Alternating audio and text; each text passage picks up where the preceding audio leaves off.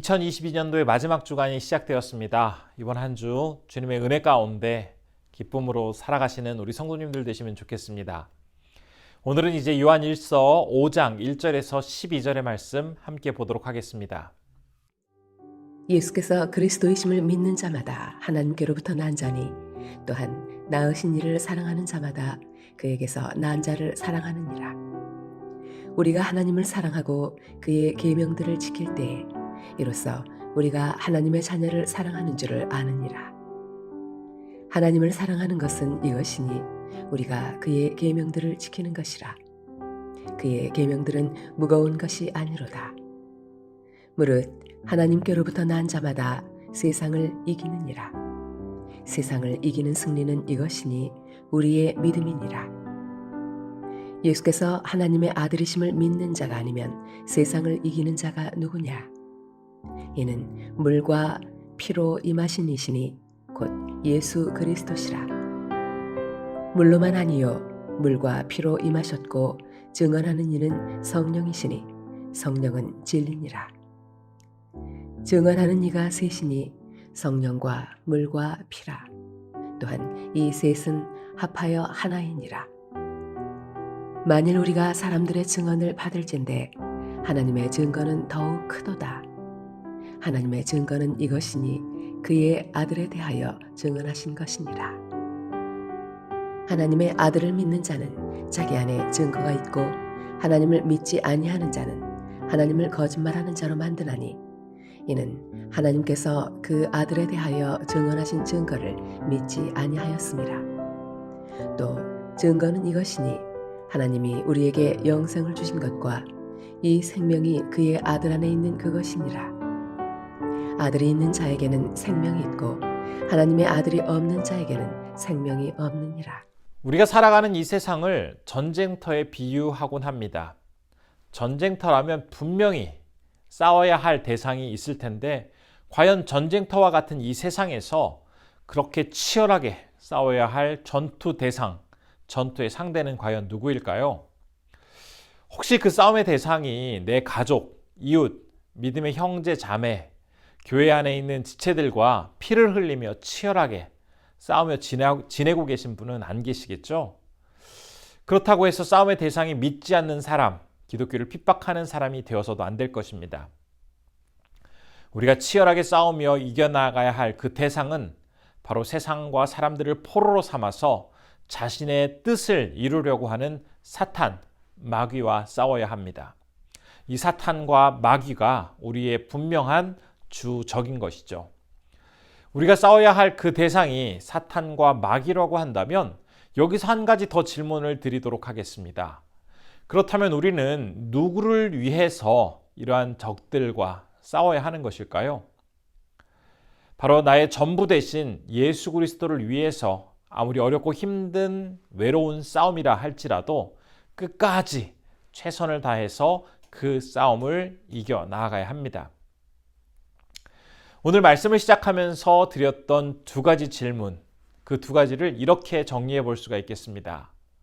전쟁터와 같은 이 세상에서 우리는 끊임없이 적군과의 싸움을 피할 수가 없는데 우리가 싸워야 할 그 적군은, 우리가 넘어뜨려야 할 그 대상은 바로 우리에게 시도 때도 없이 달려드는 그 사탄과 마귀요. 이 싸움은 나 자신을 위해서 나 혼자서만 이어가는 그런 싸움이 아니라 왕 대신 예수 그리스도를 위한 싸움이기 때문에 이 세상에서의 그 싸움은 반드시 주님께서 친히 개입하시고 그 모든 싸움 가운데 승리하도록 인도해 주실 것이다 라는 이러한 사실을 우리는 분명히 알 수가 있습니다. 사탄과 마귀는 어떻게 해서라도 사람을 속이고 유혹합니다. 그래서 직장이나 가족 또한 교회 안에서 온갖 방법을 동원해서 주님을 위한 삶을 그 그리스도인들이 살지 못하도록 방해합니다. 그러나 예수님은 결코 사탄이 우리를 그렇게 유혹하고 방해하도록 가만히 내버려 두시는 분이 아니시죠. 반드시 승리하게 해주시고 그들의 유혹과 공격을 이겨낼 수 있도록 도와주십니다. 이러한 사실을 요한일서 5장 4절은 이렇게 증거하고 있는데요. 제가 한번 읽어보겠습니다. 무릇 하나님께로부터 난 자마다 세상을 이기느니라. 세상을 이기는 승리는 이것이니 우리의 믿음이니라.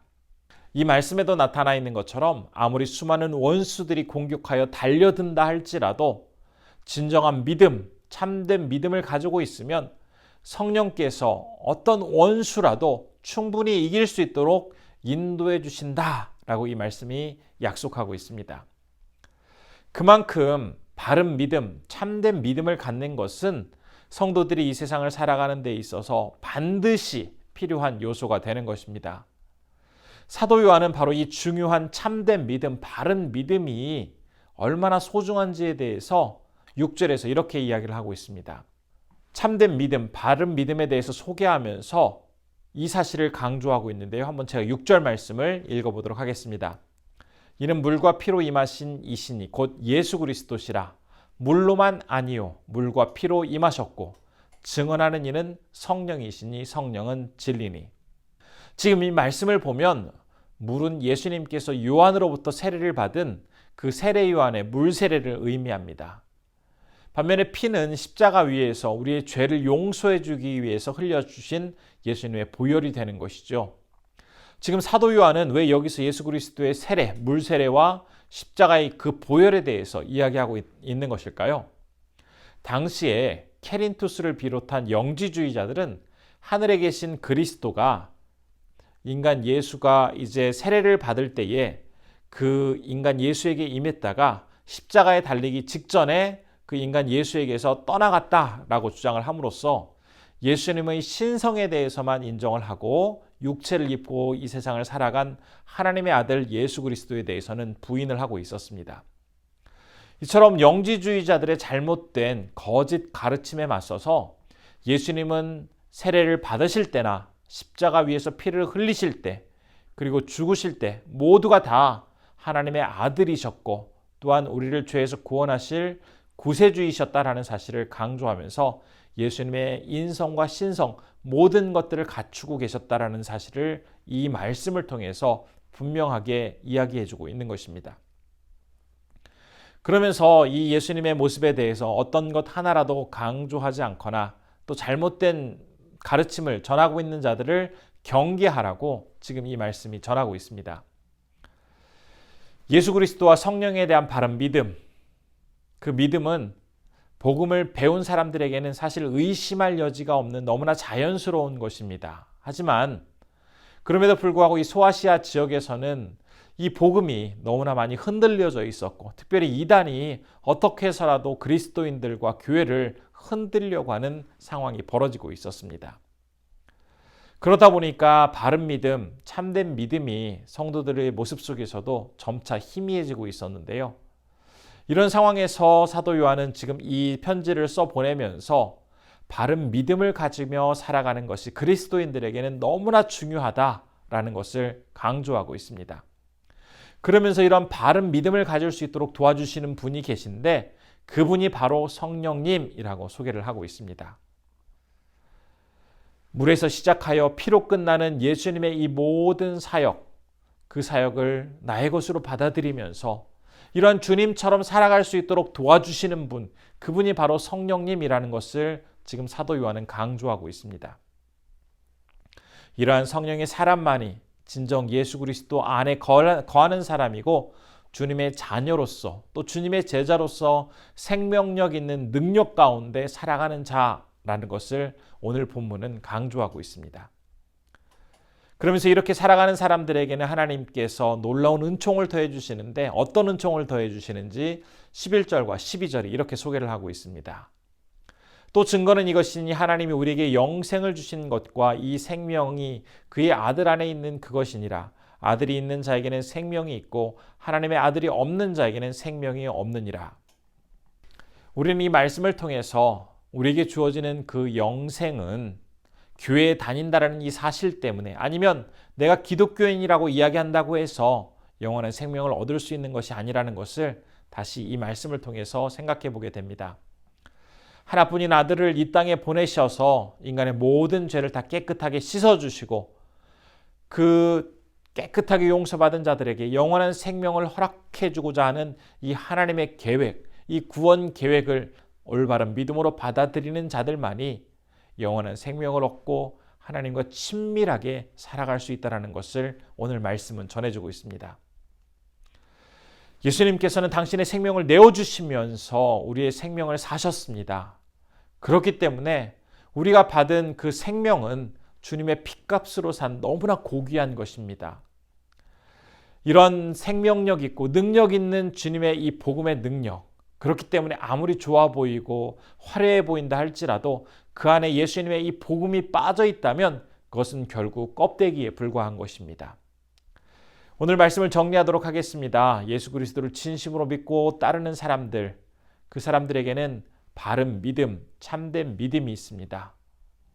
그런 바른 믿음, 참된 믿음은 세상의 원수 마귀가 우는 사자처럼 다니고 있는 이 상황 속에서 우리를 다시 한번 주님 앞에 굳게 설 수 있도록 도와주시고 그 사탄 마귀에 담대히 맞서 주님 오실 때까지 믿음의 성도의 길을 굳건하게 걸어갈 수 있도록 도와주는 것입니다. 우리가 어제는 성탄절로 이 땅에 오신 예수님의 탄생을 함께 기뻐하며 축하하였습니다. 우리에게 너무나 소중한 존재 되신 예수 그리스도, 우리의 너무나 소중한 존재 되신 예수 그리스도, 그분께서 나의 모든 죄를 용서해 주시기 위해서 이 땅에 오신 유일한 구원자라는 이 믿음을 가지고 이번 한 주 2022년도를 마무리하며 더욱더 주님에 대한 굳건한 믿음, 바른 믿음이 뜨거워지실 수 있기를 진심으로 축원합니다. 함께 기도하겠습니다. 첫 번째로는 예수 그리스도에 대한 바른 믿음으로 세상의 유혹과 핍박 앞에서 당당하게 서 나아갈 수 있도록 인도해달라고 기도했으면 좋겠습니다. 두 번째로는 주님의 핏값으로 얻게 된 영원한 생명의 소중함을 기억하면서 매 순간 기쁘게 살아갈 수 있도록 인도해달라고 기도했으면 좋겠습니다. 세 번째로는 니제르의 손영희 선교사님 사역의 현장에서 하나님의 풍성한 은혜를 경험할 수 있게 해달라고 함께 기도하면 좋겠습니다. 기도하겠습니다.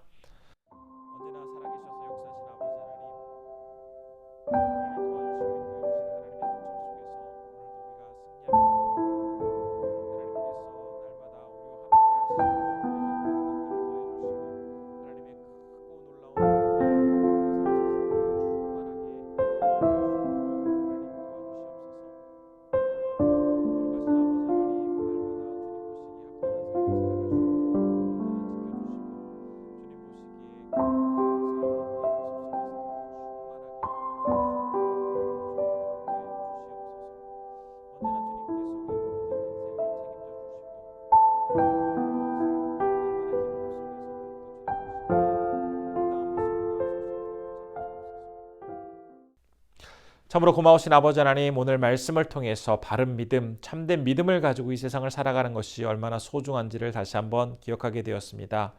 우리를 위하여 아낌없이 목숨을 내어주시고 우리의 모든 죄를 다 용서해 주신 하나님의 아들 예수 그리스도를 바르게 믿게 하시고 그 바른 믿음 속에서 오직 주님만을 바라보며 성실하게 살아갈 수 있도록 우리를 붙잡아 주옵소서.